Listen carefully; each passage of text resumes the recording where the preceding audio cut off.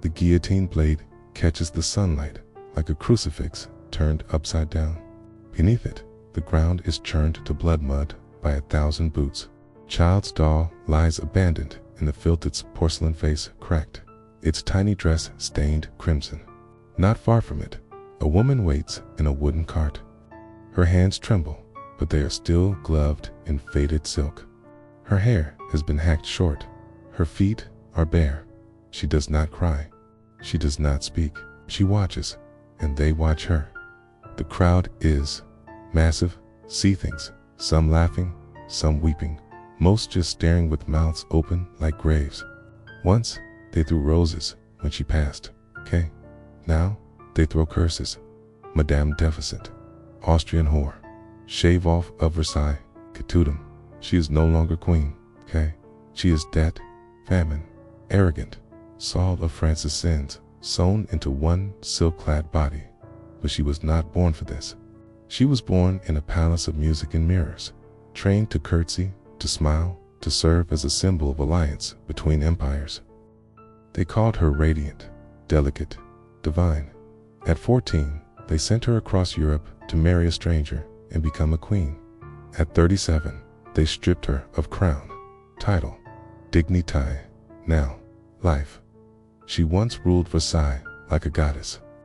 Now, she waits barefoot in a blood-soaked cart.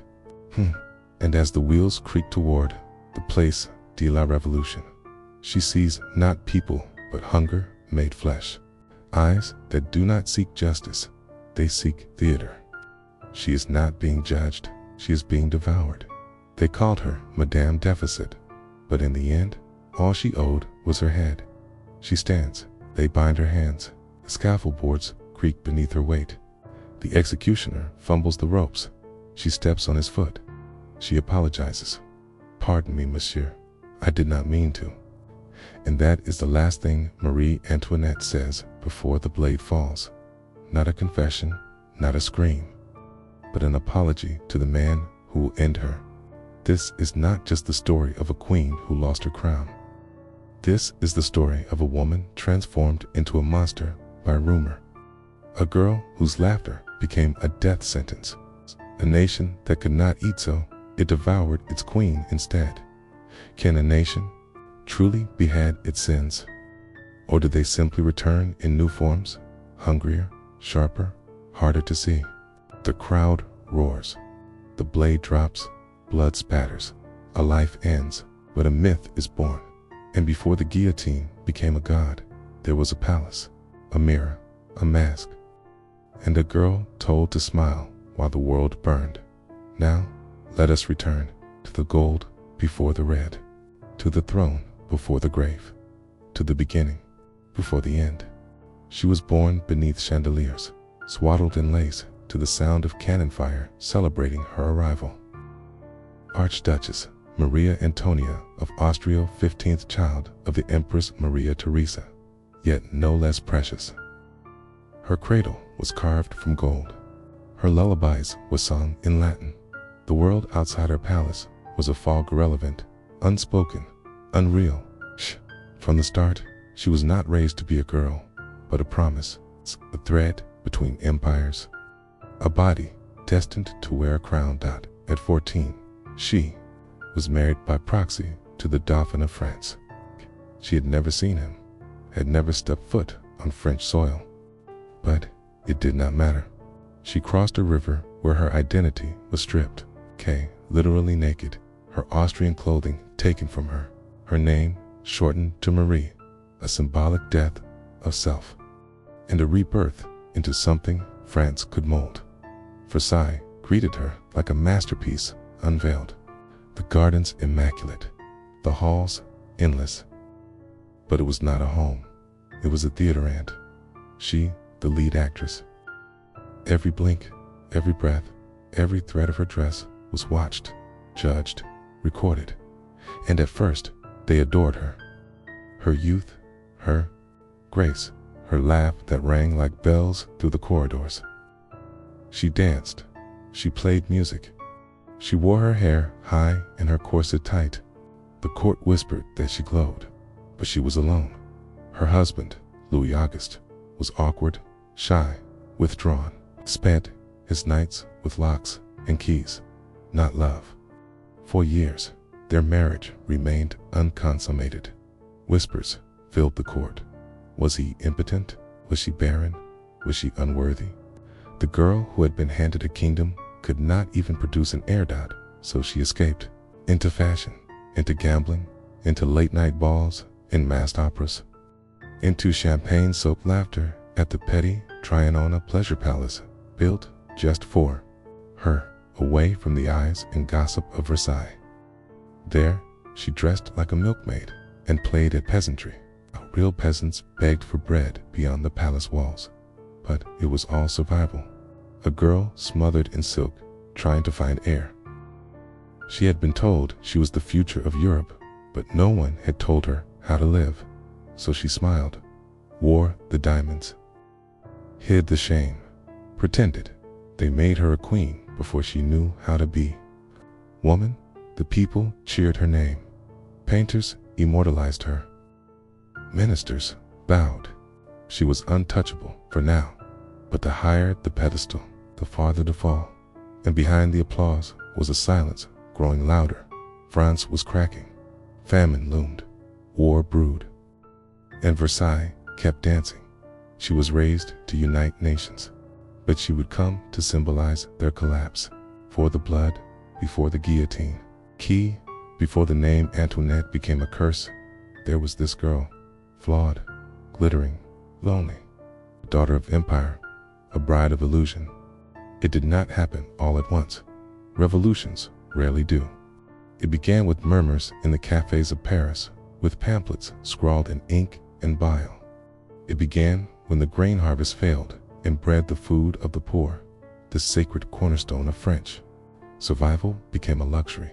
Mothers stood in line for hours, only to return empty-handed. Fathers starved so their children might eat. The markets grew quiet, the bellies louder, and in Versailles, the chandeliers still blazed, the feasts still unfolded. The queen still danced. The people saw a woman draped in diamonds while they boiled leather shoes to eat. They saw her masquerading as a shepherdess, in silk gowns, frolicking in her faux village while the real countryside decayed. She spent lavishly, not more than many before her, but at the wrong time. And so they gave her a name, Madame Deficit, title etched in spite and starvation, though press turned feral. Libels obscene, pamphlets painted her as a harlot, a puppet of Austria, a vampire queen bleeding France dry. Kia, they accused her of orgies, witchcraft, incest, that she ruled the king. K, that she slept with guards, that she laughed when children died. And then came the quote she never said, but would never escape. Let them eat cake. She never uttered those words, but they fit too well. They became prophecy, because the people no longer saw a woman. They saw a symbol, a scapegoat, a mirror of everything they had lost, and they needed someone to punish. Inside Versailles, she began to feel the shift, the side glances, the dwindling cheers. She had children now at last, but even they could not soften her image. The daughter of Austria was still a foreigner. The Queen of France was still a stranger. Her husband, the king, grew indecisive, weak, and she's stronger than him, became his shadow and his shield. She tried to advise, to steer, but each word she offered only sharpened her enemy's blades. Was this cruelty? A court crown turned too heavy for a girl who was never taught to carry it. Court. The people saw gowns, but not grief. Cords, but not the sleepless nights. They did not see the letters to her mother, laced with fear, or the sorrow she carried for a country she had tried clumsily, vainly to love. But the tide was rising. The debt, the hunger, the anger. And Versailles, once a fortress of splendor, had become a stage set for downfall. She still danced, but the music was souring, and the audience had sharpened its knives. What breaks first an empire, or the illusion that it was ever unbreakable? That was the moment. Not a riot, not a guillotine, but a shift in gaze. A people who once bowed, now glared. A queen who once waved, now trembled. The mask was cracking, and what lay beneath, Kata, they were ready to destroy. Versailles was once a dream carved in gold, but by 1789, it became a gilded cage echoing with fear. The walls no longer whispered courtly secrets, they hissed with suspicion. The laughter dimmed. The mirrors reflected only dread. The Bastille fell, and with it, the illusion of royal invincibility. Paris erupted into fire and chance. The streets seethed. The queen, once the jewel of France, became its lightning rod. Blood as pamphlets depicted her drenched in blood, riding through the night with daggers between her teeth. They called her a traitor, a foreigner, a witch in rouge and ribbons. Inside the palace, she no longer slept. She paced, she planned. She watched her husband unravel his confidence, thinning like parchment held too close to flame. He hesitated, while France howled. She tried to guide him, but every word she spoke in council drew more venom from the public. The Austrian woman rules us, they screamed. She is bleeding us dry. Hey. And so the knives drew closer. On October 5th, the women of Paris marched to Versailles. Thousands of them, not soldiers' mothers, sisters, starving wives. Their hands were cracked from hunger, their eyes wild. They stormed the gates with pitchforks and kitchen blades, demanding bread, demanding justice, demanding her. They broke through, plattered the marble floors of her guards' quarters. A head was paraded on a pike outside her window. Barely escaped, fled barefoot through secret passages with her children in her arms. The queen, once painted with roses, now ran through her own palace like a hunted animal. The royal family was taken to Paris, prisoners in velvet. The Tuileries Palace was no sanctuary, it was a cage wrapped in formality. Guards were placed at every door. Their meals were rationed, their letters intercepted. Every window had eyes behind it. She once ruled over a kingdom of reflections. Now every mirror showed her face, distorted monster, villain, whore. She clung to dignity, dressed impeccably, spoke formally, refused to let them see her sweat. Inside, the queen fractured. She wrote to allies in Austria, pleaded for rescue, for troops, for some external hand to reach in and pull her from the rising tide. But each letter became another chain. When discovered, they became proof of treason, of betrayal, of conspiracy against the people. Was she defending her crown, or was she fighting to save the ghost of a world already dead? The days blurred, the walls crept inward. The guards grew crueler, the people louder, the king quieter, and queen, once framed by chandeliers, was now framed by bars. The ballroom had become a courtroom. Court had become a cage, and the city outside was sharpening its blade. She was never meant to decay. Not her, not the girl sculpted in marble and powdered in pearls, not the queen whose portraits made her look like a deity with a heartbeat. But flesh, no matter how royal, remembers fear. A quined Marie Antoinette, once painted with immortality, began to rot in silence. The air in the Tuileries was thick with mildew and surveillance. Her skin paled, her eyes dimmed. The rouge she wore to mask the terror became a kind of armor-reach stroke of color, a rebellion against despair. But it could not hide the trembling in her hands, the brittle strands of hair falling from her scalp. Her menstrual cycles stopped, her teeth loosened, appetite vanished. Then came the blood. She began to bleed unexpectedly. Doctors, half-trained, half-sure, mumbled words like hemorrhage and hysteria. No treatment helped. Her body swelled and shrank, as if echoing the rise and fall of the world around her. Some days she could not rise. Others, she forced herself to walk the halls, back straight, neck highs, if posture could hold back fate. The worst came with the death of her son, Louis Charles. Her youngest The dauphin was torn from her arms and locked away. They told her he was safe, but he was not. In a dark cell, the boy was abused, starved, broken. A bucket. They called it re-education. That his mother had molested him. She collapsed when she heard, not from illness, but from something deeper, a wound, not of the body, but of the soul. She had buried her first child years before, watched her infant die, gasping. Now her second was devoured alive by the very people she once ruled. They could take her crown, her palace, her name. But when they took her child, they stripped her of breath. Her stomach cramped constantly. Some whispered it was cancer. Others said it was madness. But even as her body betrayed her, she refused to let her dignity rot. She still dressed each morning, still wrote letters, though her script grew shaky, still corrected her captors when they addressed her wrongly. I am Marie Antoinette, Queen of France. And yet, every mirror showed her decline. She was only 37, but she looked twice that. Bones pressed against silk, her voice grew dry, her nails cracked, her skin yellowed. She began to smell something sour and sad, the scent of old perfume fading beneath sweat and blood.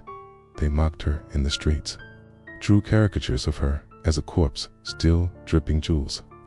They laughed that the queen who once draped herself in luxury now couldn't buy soap. Was this justice, or a slow-motion execution stretched across seasons? Still, she endured, because queens do not scream, they do not beg, they do not break, they bleed quietly, they rot silently, and the people mistake it for pride. But it is not pride, it is the only thing left. October 16th, 1793.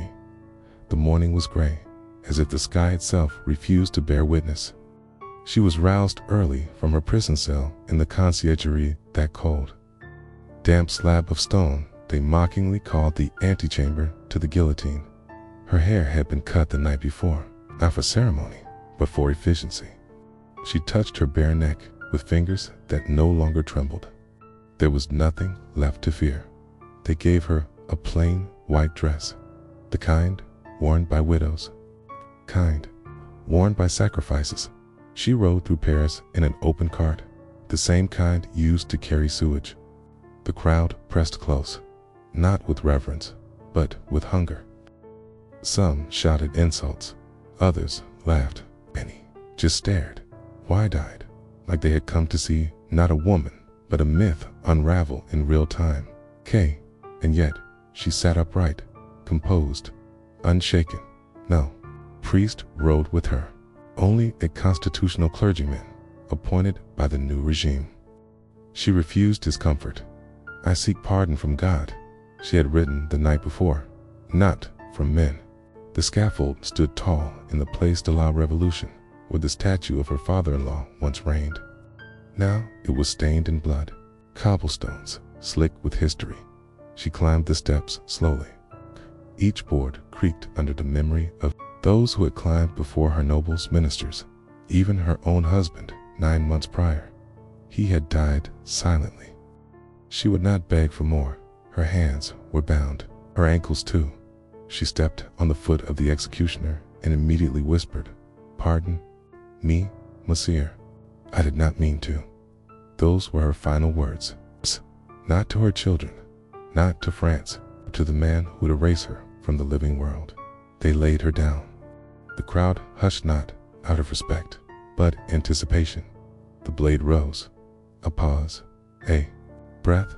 The fall. A sound like wet thunder. Blood splashed across the boards. Her head rolled into the basket. Someone in the crowd fainted. Someone else cheered. One woman vomited, but most did nothing, just watched. Another name, another body, another moment in a revolution that had stopped feeling like justice and begun to feel like a tide. They said it was the will of the people, but the people wanted blood, not balance. Her head was displayed briefly. No one wept. No one dared. Within minutes, they carried her corpse away. No prayers, no burial, just silence. And in that silence, history began to congeal. A queen had died, not with a scream, but with an apology. And the echo of that apology still lingers beneath every guillotine-shaped shadow. They buried her in a mass grave, somewhere beyond the laughter of Versailles and the chants of the Place de la Revolution. No marker, no cross, just a trench lined with quicklime to hasten the decay. Her head and body separated in death as, in legend, tossed into the earth without ceremony. The woman who once ruled the most opulent palace in the world now lay beside thieves, traitors, and forgotten names. The soil did not care. Nor did the men who shoveled it. Paris, for a moment, was satisfied. A monster had been slain, a debt paid in blood. But hunger returned, prices rose. Winter came. The revolution, once fueled by justice, began to cannibalize itself. Danton, Robespierre, the architects of terror, soon tasted their own medicine. The blade that devoured royalty now turned on its creators. Versailles stood empty, its mirrors dusty, its halls echoing with ghost laughter. The chandeliers still glittered, but only for rats in memory. No more silk, no more music. Just silence, broken only by the wind pushing through cracked windows and forgotten drapes. Her son, Louis Charles, wasted away in a cell not far from where she had died. Alone, ill, unwashed, he whispered to rats, sung to walls, and waited for someone to remember he had once been a prince. No one did. He died at 10. No one came for the body. Her daughter, Marie Therese, survived, exiled, erased. She never saw her mother's grave. She never touched her brother's bones. She carried the name Antoinette like a curse sewn into the hem of her mourning gown. The guillotine took her head, but the world took her memory. Years later, they dug her up for what they believed was her. Bones bleached by time, dust indistinguishable from the dozens buried beside her. They gave her a tomb, a statue, a second death with dignity. But statues cannot confess, and marble does not forgive. France moved on, changed kings, changed flags, changed stories, but the myth of Marie Antoinette refused to settle. Some called her vain, others brave. Some wept for her, others still spat at her name, because she was never allowed to be just a woman. She was always more or less, a mask painted by a million hands, a queen of silk and sorrow. And in every mirror of Versailles, if you look long enough, you can still see her, not as a body, not as a crown, but as a question no grave can answer. She died, but she did not disappear. Marie Antoinette slipped from history's hands into legend's grip. Her body was buried, but her image multiplied, pasted onto paintings, broidered onto gossip, whispered through time like perfume that never fades. And in this afterlife of symbols, she became everything at once, villain and victim, sinner and saint. A queen draped in contradiction. They remembered her hair white as snowfall from stress. They remembered her gowns bloated, with pearls stitched with gold wide enough to crush a doorway. But they did not remember her voice, or her letters, or her loneliness, her truth drowned in satin and scandal. Was she truly cruel, or simply the only face they could carve their pain into? The world loved the myth more than the woman. Pop culture crowned her anew. Paintings of frosted cakes, pastel wigs, silk, slippers on marble steps. She became an icon of decadence, a symbol of beauty's blindness. They turned her final breath into a fashion statement, tears into aesthetic. But a myth is a mask, and behind it still was a girl taken from her home at 14, married to a stranger, ordered to smile for a country that would one day behead her. She did not start the revolution. She did not bankrupt France, but she bore its punishment, because she was visible, because she was female, because she was there. If her name had been Mark, not Marie, would she have been forgiven sooner? Her legacy is stained not by what she did, but by what others needed her to be. To the starving, she was luxury incarnate. To the patriots, she was foreign poison. To history, she became a question dressed as a queen. What happens when a nation punishes its reflection? And today, she flickers still in perfume bottles, in palace tours, in fashion lines, in feminist essays. She is resurrected again and again, never quite the same, because in every era, we remake her in our fear of power, in our hatred of privilege, in our desire to see beauty punished. The blade ended her body, but it gave birth to a ghost that refuses to fade. In somewhere, in a mirror of Versailles left unbroken, she still stands, in silk, in silence, waiting to be seen, not as a mask, but as a woman. A queen's legacy is not always carved in marble or ink. Sometimes it's written in the bodies left behind, bruised, forgotten. Marie Antoinette bore 4 children. Only one would survive. The rest became collateral in a war against their name. Her first daughter, Marie Therese Charlotte, was born into celebration. Versailles danced that night. Bells rang, but the joy was brief. The second child, a son, the long-awaited Dauphin, died before his 8th birthday, his lungs stolen by illness. The court wept, and Marie, who had been mocked for years for not producing an heir, became briefly untouchable. For a moment, she was not a queen, but a mother allowed to grieve. Then came Louis Charles, the boy who would inherit a crown that would soon mean nothing. As the revolution devoured the monarchy, he was ripped from her arms, imprisoned, starved, abused. A child of 9 turned into a political pawn. They locked him in a dark cell and fed him through a hole in the wall. He cried for her. She could, not an answer. Then they made him lie. They forced him to sign a statement saying his mother had molested him. A boy, broken by pain, doing what was demanded to survive. She never saw him again. He died at 10, alone, sick, forgotten, the last male Bourbon heir, smothered, not by a pillow but by history's silence. Her daughter, Marie Therese, survived, barely. She was imprisoned, then exiled. She lost her mother, her father, her brothers, all to the guillotine or its shadows. She returned to France years later, a ghost wrapped in mourning, her voice quiet, her presence almost mythic. They called her Madame Royale, but the royalty had long since turned to dust.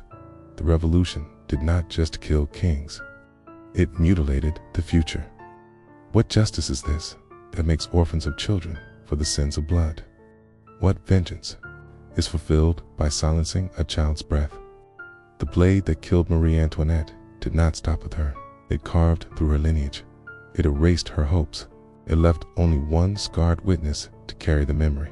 And in the silence that followed, the daughter stood alone, not to avenge, not to reign, but to remember. Before the bread riots, before the storming of the Bastille, before the fire and the blade, there was a necklace, heavy with diamonds, drenched in scandal, and cursed with a lie so powerful it helped drag a queen to her grave. It was meant for another, designed decades earlier for Louis XV's mistress, Madame du Barry. The necklace was an absurd thing, over 600 diamonds, shimmering like frost on a corpse. But the old king died before he could gift it, and it sat in a jeweler's vault, unsold, unwanted, till a scheme was born. A disgraced noblewoman, Jeanne Delamotte, hungry for power and position, forged a plot so intricate it read like fiction. She convinced Cardinal de Rohan, desperate to return to favor that Marie Antoinette secretly wished to possess the necklace, that the queen had forgiven him, that a secret exchange must be made. Rohan blinded by ambition, followed every step. Letters were forged in the queen's name. Meetings were staged in gardens under moonlight. Prostitute, dressed like Marie, posed for a midnight rendezvous. The necklace was delivered, the fraud complete, and when it unraveled, when the truth spilled into the court like blood from a vein, the queen was not protected. She was exposed. She had never touched the diamonds, but they still cut her. She had no part in it. The public didn't care. To them, it fit too perfectly. The queen of excess, the Austrian serpent. Of course, she wanted the necklace. Of course, she would lie, manipulate, scheme. The trial of Rohan should have cleared her name. Instead, it etched the accusation into stone. Pamphlets exploded. Cartoons of her bathing in jewels while the people, starved, flooded the streets. Truth became irrelevant. Perception had hardened. And in revolutions, perception is a guillotine in waiting. The necklace was made of diamonds, but it became a noose. She wept not for herself, but for the way her children would hear the story. That their mother, once a girl with a harp and a smile, would now be remembered as a thief draped in stolen glitter. The necklace was never worn, was broken up, the diamonds scattered, sold in parts. But its shadow remained, and in the end, it wasn't a weapon or a war that doomed her doubt. It was a story, a lie wrapped in gold, a glittering thread that unraveled a monarchy. What if the wind had shifted just slightly? If one letter had reached its mark, one speech had stirred a soul, one child had lived just a little longer. What if Versailles, blinded by light, swollen with pride, had learned to bend before it, was broken? What if Marie Antoinette had stepped down? There were moments, tiny, breathless cracks, in time when it could have happened. When advisors whispered of retreat, of reform, of escape, of abdication. Had she listened? Had the crown been laid down voluntarily? Perhaps the scaffold could have been avoided. Perhaps France might have reformed without rage. She was not a fool. She saw the tide turning, but she believed in legacy, in monarchy, in divine order. Step down was not humility, it was heresy, and so she stayed, even as her shoes soaked in blood. But what if she had left? Imagine her in Vienna, an exiled queen, surrounded by sisters, raising her daughter far from mobs and tribunals. Imagine her not as a symbol, but as a woman in mourning, watching from afar as France stumbled through chaos. Her name, no longer dragged through pamphlets, might have softened with time, her guilt reconsidered, her life rewritten, not in crimson, but in ash and ink. What if she had reigned with empathy from the start, visited the hungry, spoke to the poor, cut her gowns, sold her pearls? Would they have spared her? Or was the hatred already written in the bloodlines? Was she doomed by her mistakes, or by the role they forced her to play? What if the people had seen her not as an empress of vanity, but as a mother of a dying world?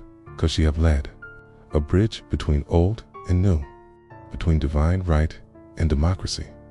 Or was the revolution always coming, no matter who wore the crown? History is a blade without mercy, but in another world, perhaps it dulled, and in that world, Marie Antoinette might have lived to see a France reborn, not through fire, but through forgiveness, not as a ghost in a gown, but as a woman who once wore the crown and chose to set it down. She was born a daughter of empire, died a mother of none. Her crown stolen, her body broken, name whispered in poems and shouted in hate. But when the blade fell and the crowd roared and her blood soaked the wood, something stranger happened. She became eternal, not the woman she was lost long before the cart reached the square, but the idea of her, the image. It's the mask, and masks do not bleed, they stay.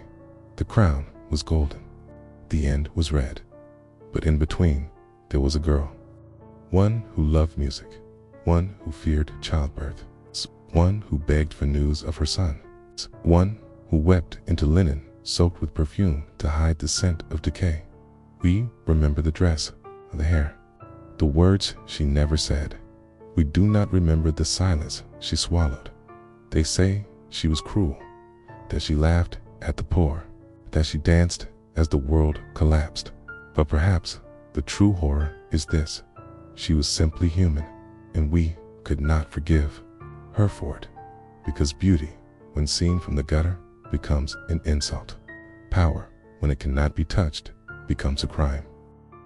And so, we took the child in the corset and remade her monster, icon, sacrifice. Can a nation truly behead its sins? Or does it only trade one illusion for another? She stood beneath the blade in white, not as a queen, not as a tyrant, but as a mirror. And what the people saw in her was not her but themselves. Their hunger, their shame, their rage, their need for someone to bleed. And she bled. Still, the world asks, was she innocent? Was she guilty? Those are the wrong questions. The real question, the one carved into the silence of her tomb, the one left unanswered in the cracked mirrors of Versailles. This: what does it cost to play a role the world has already written for you? She did not write the script. She only performed it. And when the curtain fell, they clapped, not because she failed, but because the play had ended. Yet still, somewhere in the quiet corridors of Versailles, where dust drapes the marble and footsteps echo like memory, she walks, not in flesh, but in symbol, the ghost in the gown, the breath between myth and woman, the mask that cracked, and the mirror that remembers.